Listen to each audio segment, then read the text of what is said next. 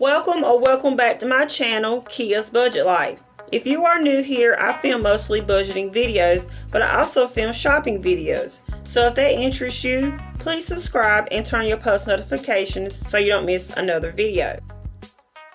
So check out the nails. Super cute, right? Y'all don't celebrate Halloween. I know it looks like it could go for Halloween nails, but I seriously don't celebrate Halloween anymore. I got this color for fall. They're cute, right?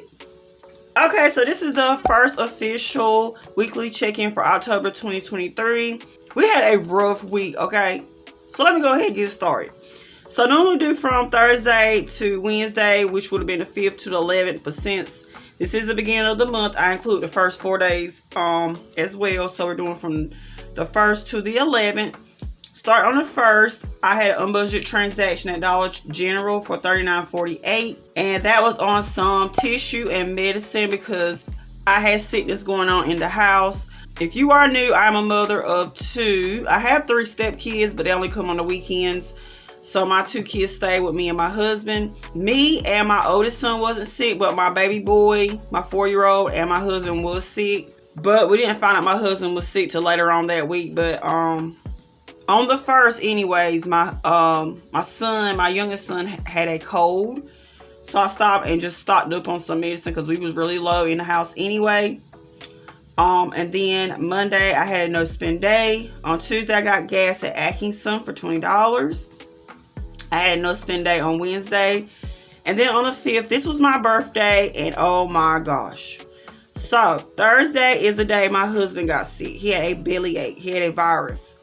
He stayed out of work. And I thought he was just staying out of work because it was my birthday originally. But I realized he was sick. He ended up going to the ER. And they said he just had a viral infection or whatever. He just had a bellyache pretty much.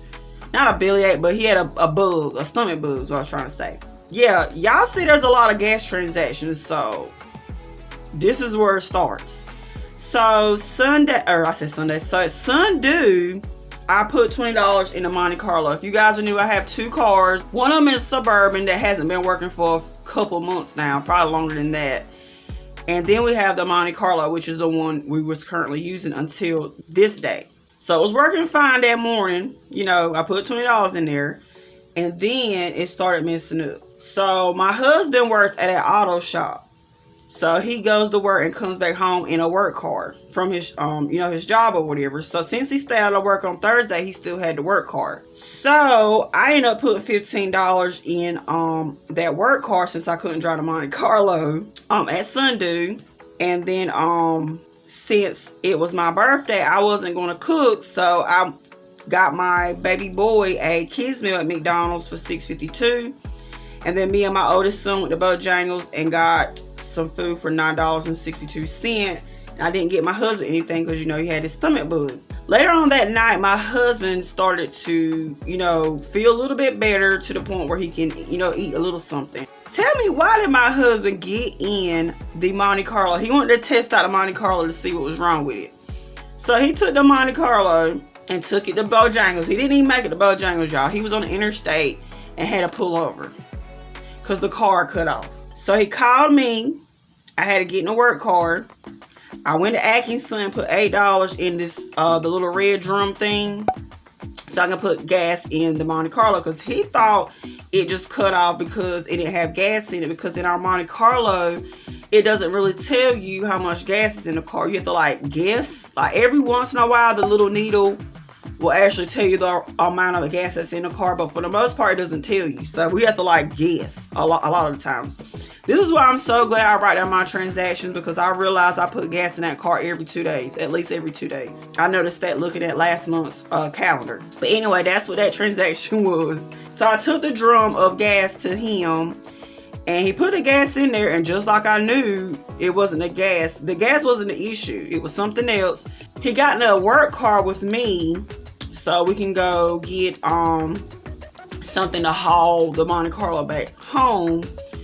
And we did that, which I hate doing that because I had to be the one to pull the car back home because my husband was in the Monte Carlo, steering it or whatever. But we ended up getting it home, and he just did the most on that day. He was sick at the same time, so I'm not sure what happened on Friday. I think I still drove to Monte Carlo. I took the boys back and forth to school, but I didn't spend anything on that day.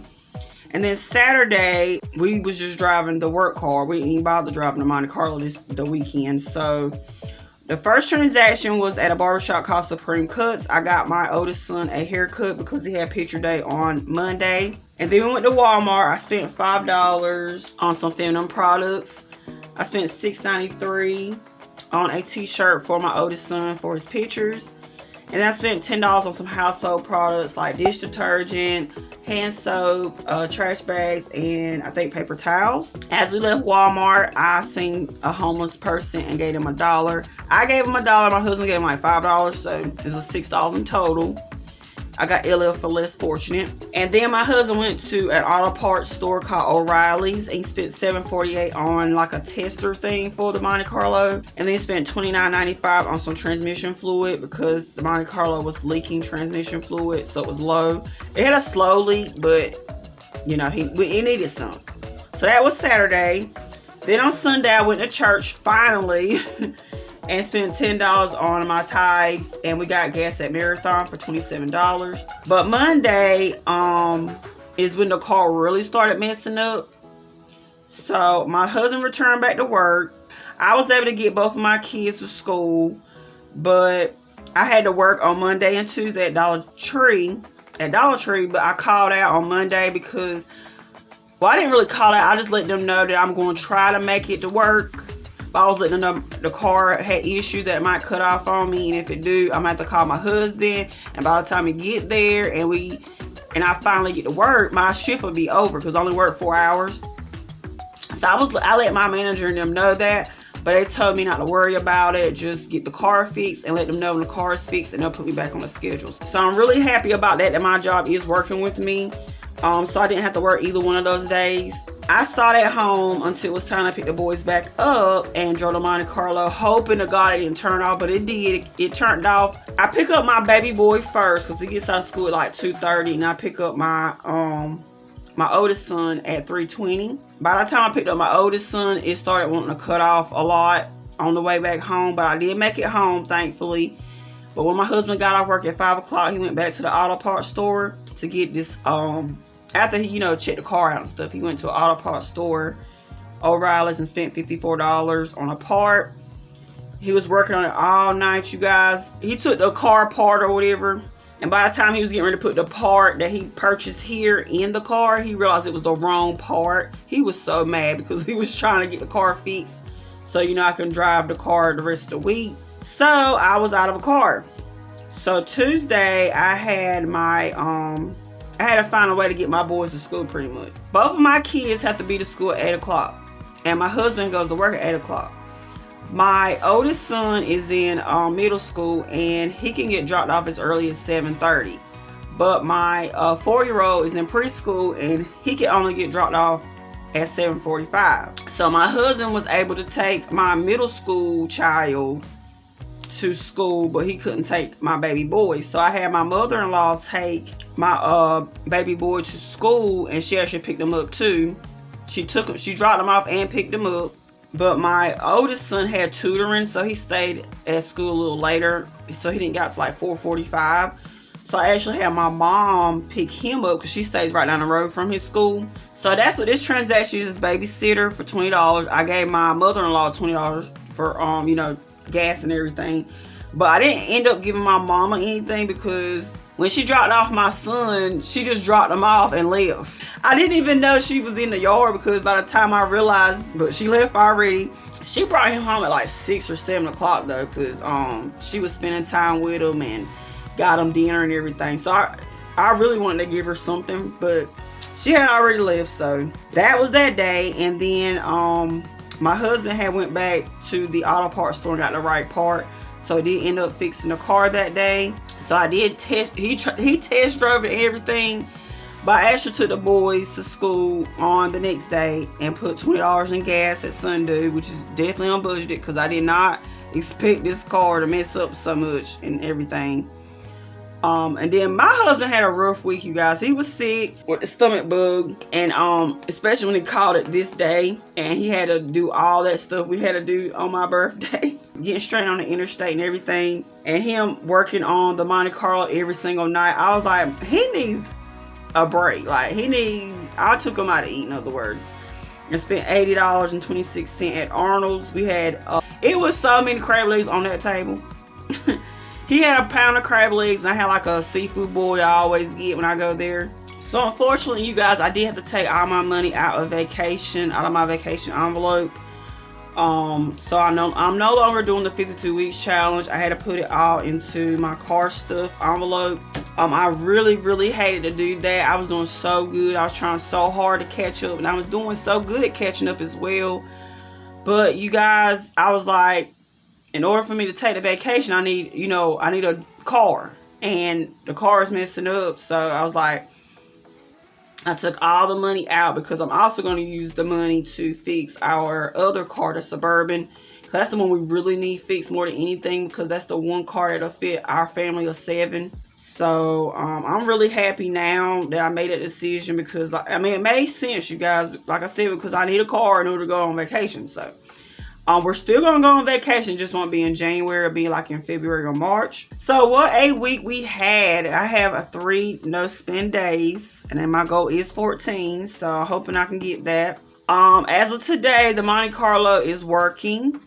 It's getting us back and forth. We are definitely looking at getting another car, but I'm not sure when just yet. But y'all pray for us. But let's go ahead and move on to the weekly check-in sheet. All right, let's see if I can zoom in. Didn't think I could do it, you guys, with these nails, but I did it. All right, so week 1. So my budget for spending is $50. I didn't put anything in spending, but I did spend $20. $50 subtract 20 leaves us with $30 remaining for the month. With gas, I budgeted $320. I put in $90 in my envelope, and I spent $110. So $320 subtract $110 will leave us with $210 left for the month for gas. Then take out, I budgeted $80 for this month. I put in $20 and I spent $17. So it left us with $3. Which, if you guys have seen my last cash stuffing, I did go ahead and roll that money over. So that's what RO is, rollover. But $80 subtract the $17 that we spent so far will leave us with $63 left for the month. And then I had $136 worth of unbudgeted transactions, so that is negative $136. I normally write that in red, but it's fine. So that is the end of today's video. I hope you guys enjoyed it. If you did, make sure you hit that thumbs up button. Subscribe if you haven't already. And I will talk to you guys for the very next video. Bye, guys.